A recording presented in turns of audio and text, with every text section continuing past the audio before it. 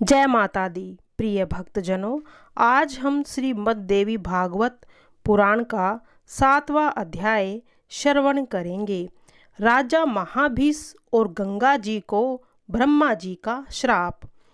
ऋषिगण बोले, पुण्य आत्मा सुत जी सत्यवती निषाद की पुत्री थी।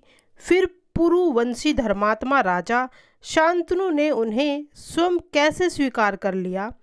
सुत जी कहते हैं, इक्ष्वाकु वंश में उत्पन्न एक महाभीष नामक राजा विख्यात हो चुके हैं। उन्होंने 1000 अश्वमेध और 100 वाजपेय यज्ञ करके देवराज इंद्र को प्रसन्न किया। फलस्वरूप वे स्वर्ग के अधिकारी बने। एक समय की बात है, राजा महाभीष ब्रह्मा जी के भवन पर गए थे। प्रजापति ब्रह्मा जी की सेवा से सभी देवता वहाँ पधारे हुए थे। लोक पितामह की सेवा में महानदी देवी गंगा भी वहाँ उपस्थित थी। बड़े वेग से हवा चली, जिससे गंगा जी का वस्त्र इधर उधर खिसक गया। उपस्थित सभी देवताओं ने गंगा जी की ओर दृष्टि न डालकर अपने मस्तक नीचे कर लिए, किंतु राजा महाभीष निर्भीकतापूर्वक उन्हें ताकते रहे। बुद्धिमती गंगा भी उन नरेश की ओर नजर फैलाए रही। दोनों प्रेम पास में बंध चुके थे। उन्हें देखकर ब्रह्मा जी को क्रोध आ गया। उन्होंने श्राप दे दिया कि राजन, तुम मृत्युलोक में जाकर जन्म ले। गंगा को भी ब्रह्मा जी ने वैसा ही श्राप दिया। इसी समय 8 वसु अपनी अपनी स्त्रियों के साथ वशिष्ठ जी के आश्रम पर आए थे। उनमें ध्रुव नामक एक प्रधान वसु था। वहाँ ध्रुव की स्त्री ने नंदिनी गौ को देखा। देखकर उसने अपने पति ध्रुव से पूछा, यह उत्तम कामधेनु गौ किसकी है? ध्रुव ने उत्तर दिया, सुंदरी, यह उत्तम गौ वशिष्ठ जी की है। स्त्री अथवा पुरुष कोई भी हो, यदि उसे इस गाय का दूध पाने का अवसर मिल जाए तो वह निश्चय ही 10,000 वर्ष तक जी सकता है और उसकी जवानी सदा स्थिर रह सकती है। यह बात सुनकर ध्रुव की सुंदरी स्त्री ने कहा, मेरी एक सखी मृत्युलोक में रहती है। वह राजा श्री उसी नगर की पुत्री है। आप उसी मेरी सखी के लिए इस पुण्यमयी एवं इच्छा अनुसार दूध देने वाली नंदिनी गौ को बछड़े सहित अपने उत्तम आश्रम पर ले चलिए, और जब तक मेरी वह सखी इस गौ का दूध न पी ले तब तक वहीं रखिए।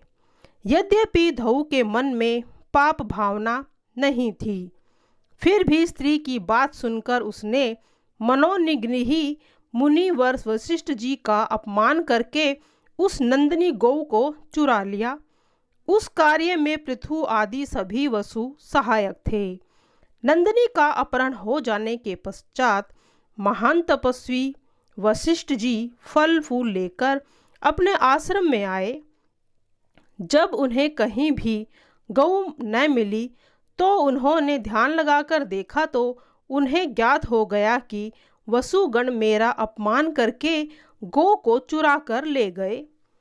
तब वे बोले कि इस अपराध से उन सभी वस्तुओं को मनुष्य योनि में जन्म लेना पड़ेगा। यो स्वयं वशिष्ठ जी ने वसुओं को श्राप दे दिया।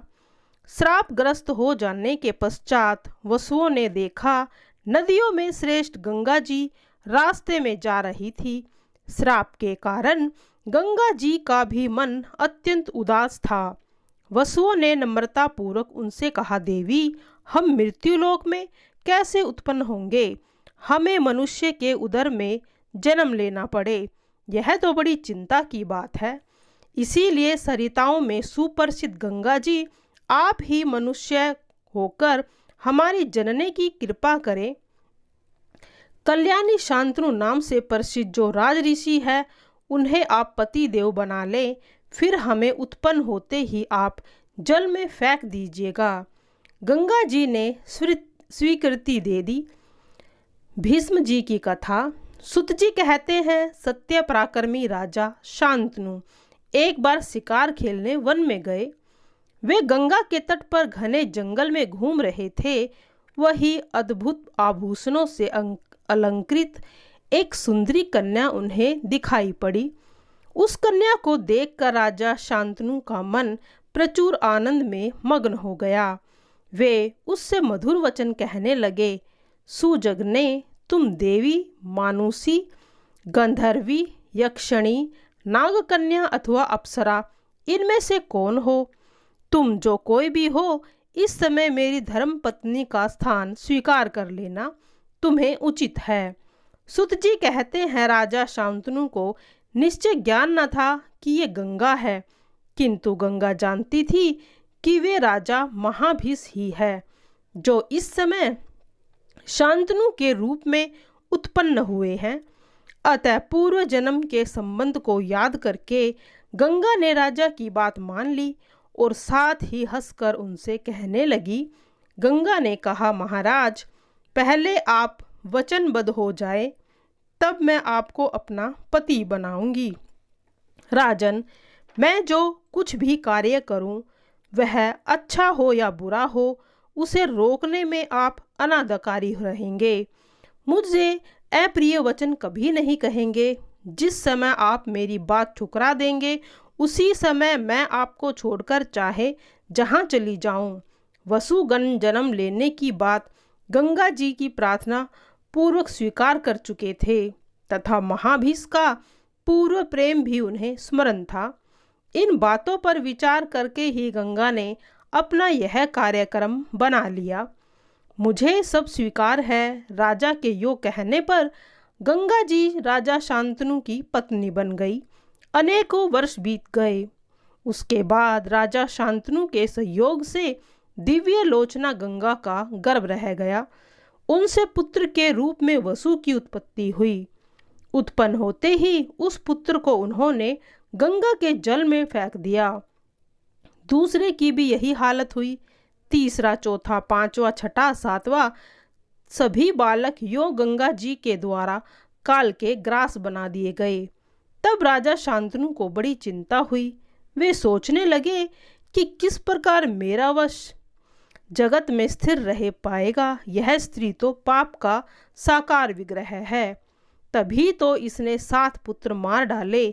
मैं इसे मना करता हूँ तो निश्चय ही यह मुझे छोड़कर चली जाएगी। वंश की रक्षा करने के लिए यत्न करना मेरे लिए परम कर्तव्य है। उसके बाद गंगा के उदर से 8वां ध्यो नामक वसु, जिसने स्त्री के वसुभूत होकर मुनिवर वशिष्ठ जी की नंदिनी गो को चुराया था, पुत्र के रूप में उत्पन्न हुआ।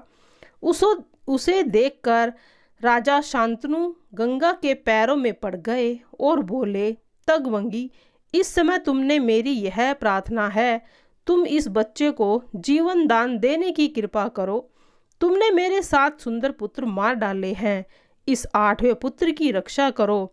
राजा शांतनु के यो कहने पर गंगा ने राजा से कहा, राजन, इस बालक को जीवित रखने की तो मेरी इच्छा है, परंतु आपने जो प्रण किया था वह टूट गया, अतः मैं यहाँ नहीं रह सकती। आप निश्चय जान लीजिए कि मैं गंगा हूँ, देवताओं का कार्य संपन्न करने के लिए यहाँ पर आई थी। राजन, मैं इसे दिए देती हूँ, आप अपने इस पुत्र को स्वीकार कर ले। महाभाग गंगे नाम से विख्यात यह बालक सबसे अधिक बलवान होगा। आज तो मैं इसे वहीं ले जाती हूँ जहाँ मैंने आपको पति बनाया था। पालन पोषण करने पर जब यह बड़ा हो जाएगा तब लौटा दूंगी। इस प्रकार कहकर तथा बच्चे को साथ लेकर गंगा अंतर्ध्यान हो गई। राजा शांतनु अपने भवन में पड़े रहे। उनके दुख का कोई पार न था। इसके बाद राजा शांतनु एक बार शिकार खेलने गए। वे धीरे धीरे गंगा के तट पर पहुंच गए और वहां उन्हें एक कुमार दिखाई पड़ा। गंगा के तट पर खेलने में लग रहे थे। वह बालक विशाल धनुष पर बाण चढ़ाकर उन्हें छोड़ता जाता था। यही उसकी क्रीड़ा थी।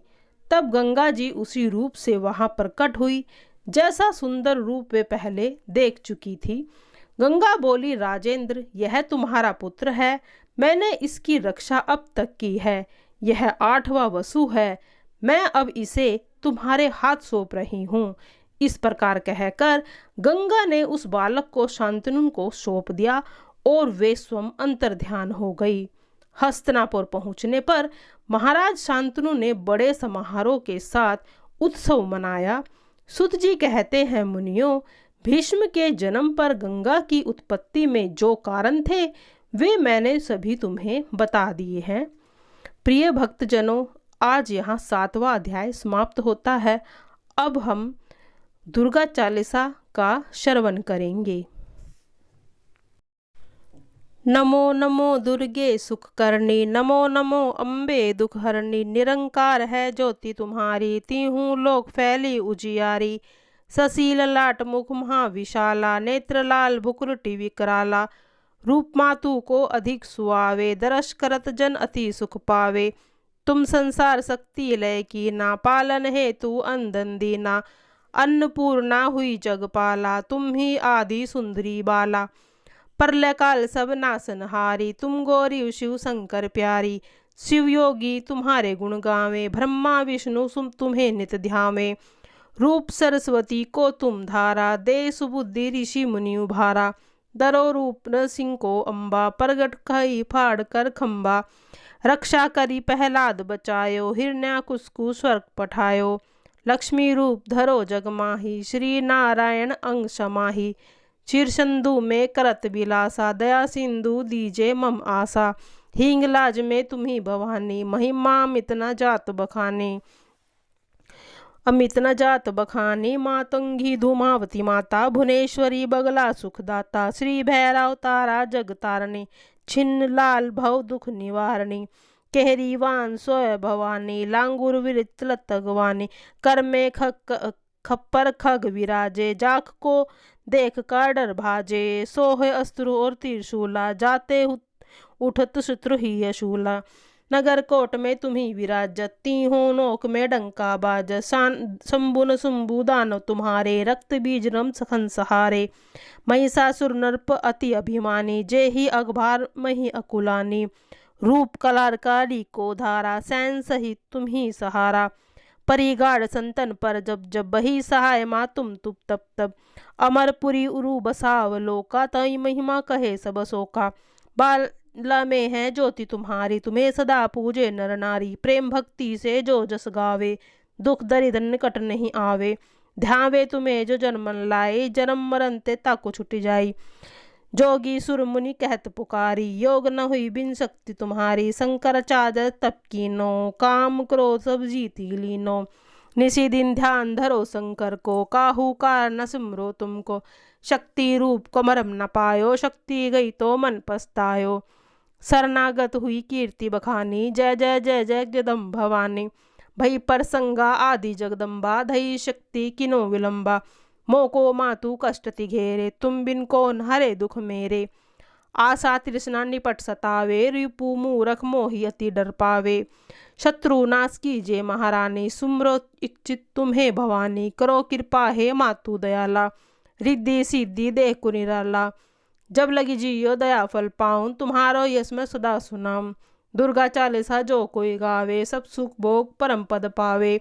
देवी दास शरण निज जानी, कृहु कृपा है जगदम्ब भवानी। जय माता दी।